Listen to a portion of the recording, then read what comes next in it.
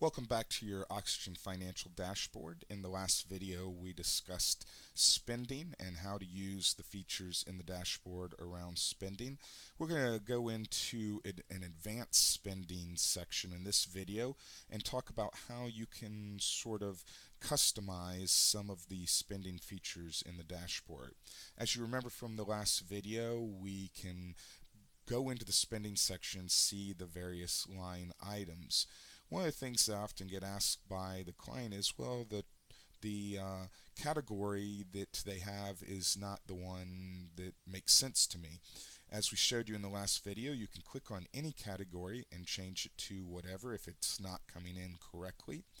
But what I want to discuss more than that is showing you how to do some really special things in the spending section if you want to get really technical about where your money is going.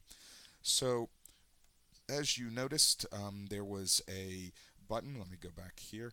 When you click on the transaction, there is a details section of the transaction. And if you click on that, it tells you exactly where the transaction came from and what the financial institution states it as. If you want to change that verbiage, okay, this is Georgia Power. That makes more sense to me. So I want it to be Georgia Power now instead of GPC.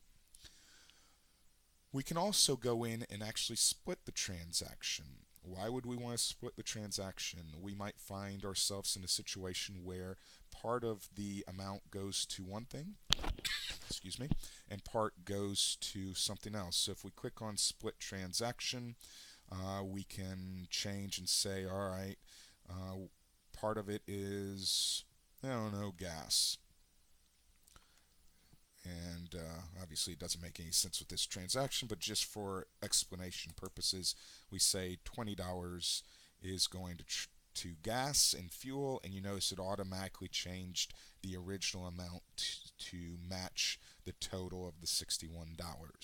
If we hit save, now we will see that the transaction's broken into two. It has this little triangle here that shows you that that's two transactions in one. Another thing we can do with the details section besides split the transaction, and if we make mistakes, always remember you can come in and edit at any time. But let's say we want to create a rule around a particular transaction. We see that there is something that comes in month after month, the same thing, and we don't want to have to go in every time and change it to Georgia Power. So we can create a rule that says always rename transactions containing this, since we know that's what it's coming in the description to Georgia Power. That way we can, create that rule and it happens every single time. If we hit done, we will notice that next time it comes in, it will change it to Georgia Power.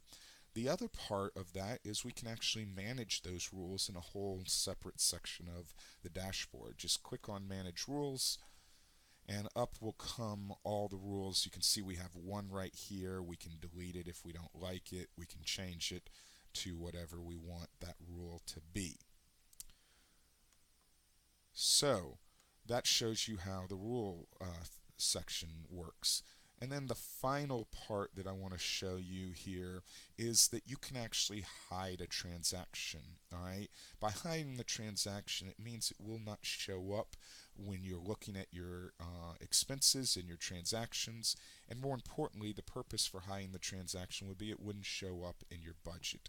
There are some times where there are some transactions that do not make sense to go into your budget, and you don't want your budget to get all messed up because that transaction is in there. Usually happens when you're transferring money from one account to another and the dashboard says, hey, here's money coming in, that's income, here's money going out, that's an expense, when it really should just be hidden altogether.